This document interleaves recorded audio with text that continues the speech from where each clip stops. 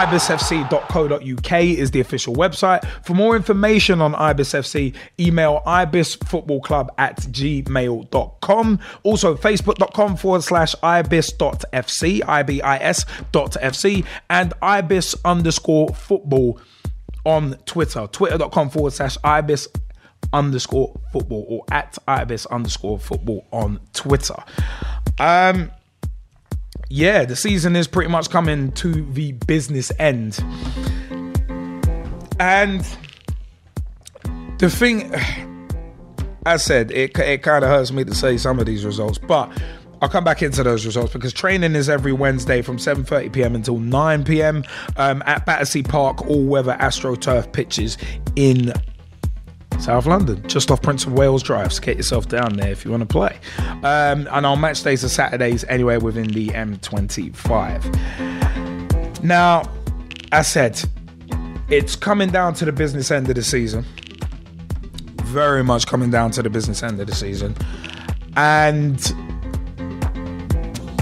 it kind of almost pains me to say it, to read the match report this week, because it was let's go through the results around the club. So from Saturday, 6th of April 2013, the Ibis Ones drew 0-0 with Old Lats in the first game of their double header, Old Latimerians. But they drew the second game 1-1. So in the double header, 0-0, 1-1. And they were playing at home on Duke's Meadow. Southgate drew 3-3 with the Ibis Twos. And Old Garchonians were beaten 4-0 by the Ibis Freeze. So the Ibis Freeze chasing promotion won 4-0. And Civil Service beat the Ibis Fours 7-0. Which is not only an embarrassing result, but the performance was an embarrassment to an extent as well. And it's general consensus. But yeah, we were away at King's House Sports Ground, formerly Civil Service Sports Ground, which is on Riverside Drive in Chiswick. So basically, you've got Ibis, is home ground here, Duke's Meadow right there. You got a health club there, and then you got Civil Service. So when I'm saying stone's throw, you could probably literally throw a stone from one ground to the next. But you know what? Let me go through the squad first, because myself, Liam Angel, aka Straight Shootin LJA, I was in goal because I've actually got, well, my knees are pretty banged up at the moment, because I actually limped off in our last game a few weeks ago.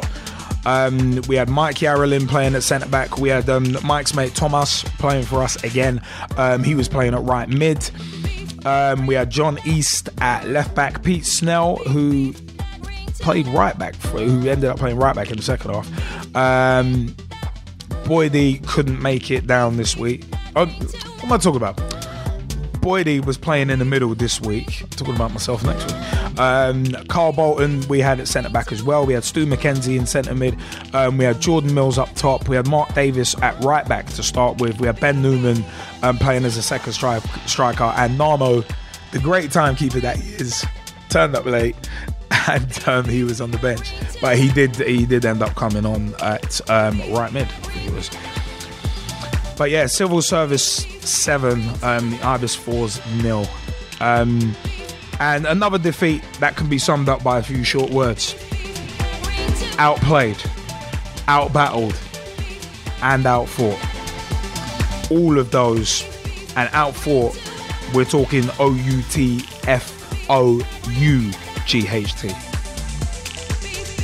But yeah, all of those words can sum up Saturday's performance from the Fours, because the game meant so much. It being a local derby, relegation battle, 6 point up. It's one of them. It's one of them ones. The game meant so much, but ended up providing so little for the mighty Ibis, for the Fours. It truly was a relegation 6 pointer and a local derby all in one, but it wasn't as keenly contested as I was personally expecting. It actually was, oddly enough, a lovely day for playing football. It was warm and sunny, but the ground was solid as anything, and a couple of us were carrying injuries going into the match. But putting that preamble aside, the first 15 minutes or so were riddled with both sides poor passing, let's put it that way. But there was a questionable penalty given by the ref, which actually put us on the back foot early on. I mean, Boydie kind of came across his man and stood his ground, and the Oppo player basically bounced off him, and the ref gave a penalty. I was apoplectic, and the ref was like, "Keep your opinions to yourself." And because I was screaming at the ref, mate, I hope I get that kind of protection on corners, because it was such a soft penalty, so soft. But Boydie, I said, like, I think Boydie was unfairly penalised for it, to be perfectly frank. But the resulting penalty was converted into my top left-hand corner. I was trying all of that. I was jumping, you know, the little Brock Lesnar shuffle that he used to do back in 2002 before he got into the ring. I was trying all that to put the striker off, but top left-hand corner, I would have had no chance anyway. Factoring in that I'm not a keeper. But anyway, their second goal actually came from a ball over the top. Slovak Mike was actually unlucky. He was trying to jump for a header, kind of missed it, kind of shaved off the top of his head, and their striker was clean through on goal and beat me down to my right hand side. So as said, I'm not a keeper. I tried, but it's one of them ones, man. But 2-0 down, and the heads had already dropped, and 3-0 did come from across from the right, which was steered in from about 6 yards out first time, which gave me absolutely no chance of getting to it. It was like, before I could get down, the ball was already in the back of the net.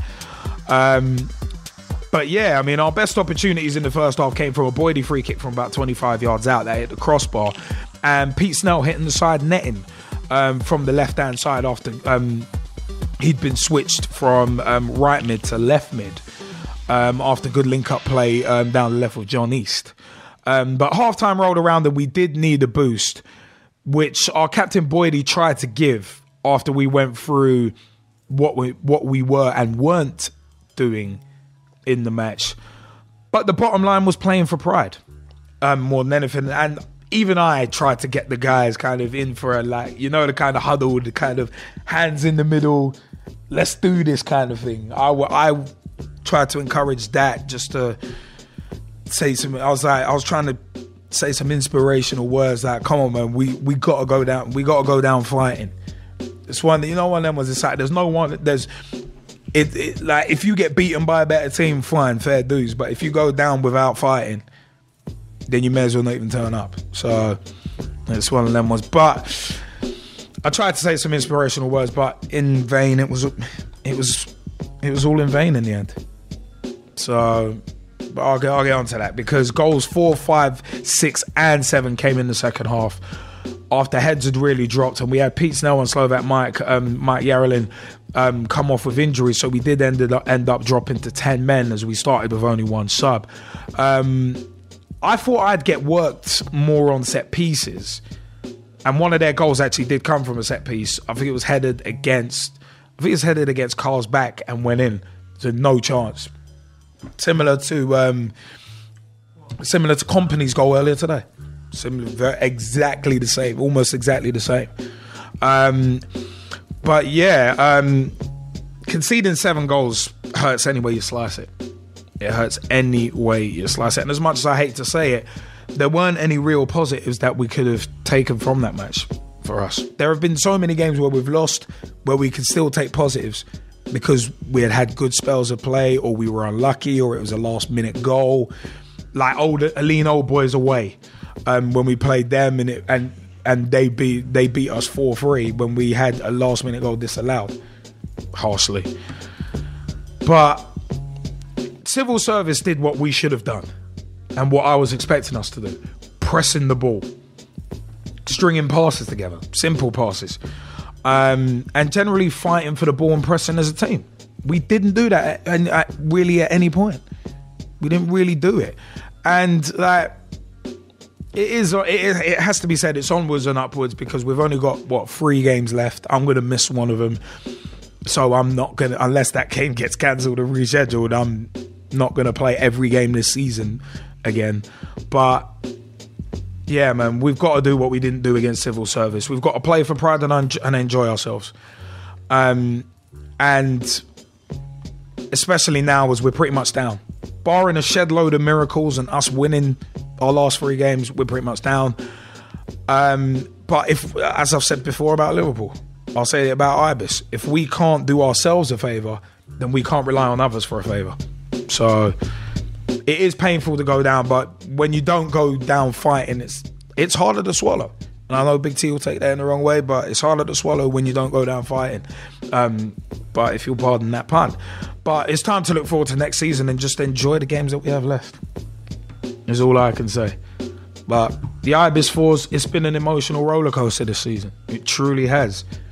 I mean, we've been obviously filming as part of the Ibis Centenary documentary. It's been somewhat of a difficult year for the club. The Newcastle tour being cancelled. I think there was only like 47 players around the team, around the club, that were available this week.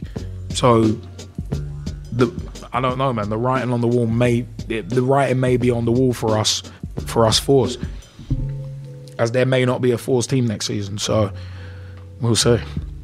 Just have to see what happens. But you know what? At the end of the day, I'm Straight Shootin LJA, and that's my take on the match. So it's one of them ones, man. I said, if you want to come down and help out the Ibis, feel free, man. Feel free. 7:30 p.m. until 9 p.m. at the Battersea Park, all weather astro turf pitches. Come down and play. ibisfc.co.uk is the official website, and also ibisfc.co.uk is the official website. ibisfootballclub@gmail.com is where you can email for more information. Twitter.com/ibis_football @ibis_football on Twitter, and Facebook.com/ibis.fc. Relegation is painful to take, so with QPR potentially going down, I know exactly how they feel. And after that match, it was just the lack of effort that was seen.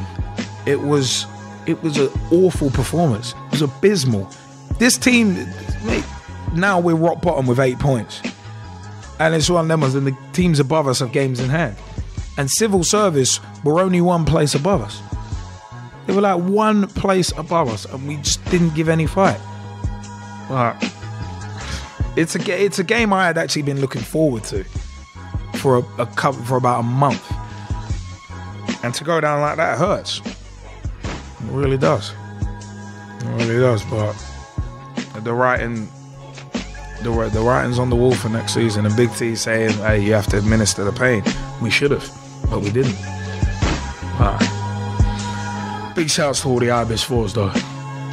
All the guys, Boydie, Jordan Mills, Pete Snell, among others as well. And a big shout out to the Civil Service number 7 as well. I didn't think anyone was gonna. I was hoping no one would click on that I wasn't a goalkeeper, but like straight away, their number 7 came up to me, and he was like, "Wait, what you doing?" He was like, "What are you doing in goal?" And I was like, "Oh crap!" He's rumbled me. It's like, "What are you doing in goal?" And he actually did say there's a bit of mutual respect between me and the Civil Services number 7. Because it was very, very keenly contested between us in the match earlier in the season. I think you were filming that. Black guy, number 7. It was one of them ones where it was very keenly contested between us. So there's some mutual respect there. There was some mutual respect because he did say to me, like, "What are you doing in goal there?" And he was like, "You know what?" He was like, "You know what? I'm glad I'm not playing against you today." So for someone to actually say that pre-game is like somewhat of a badge of honor, because that's how you know as a defender you've done a good job. When next time you meet that person's like, "You know what? I'm glad I ain't playing against you," because they know he got given a hard time. So it's one. There was jaw jacking between us, but straight after the game, it was like, "You know what? Leave it on the pitch, man. It was all good." So it's one of them ones. But you know what? It's time for us to switch segments and grassroots segment, it was always going to be quite a painful segment this week, but onwards and upwards.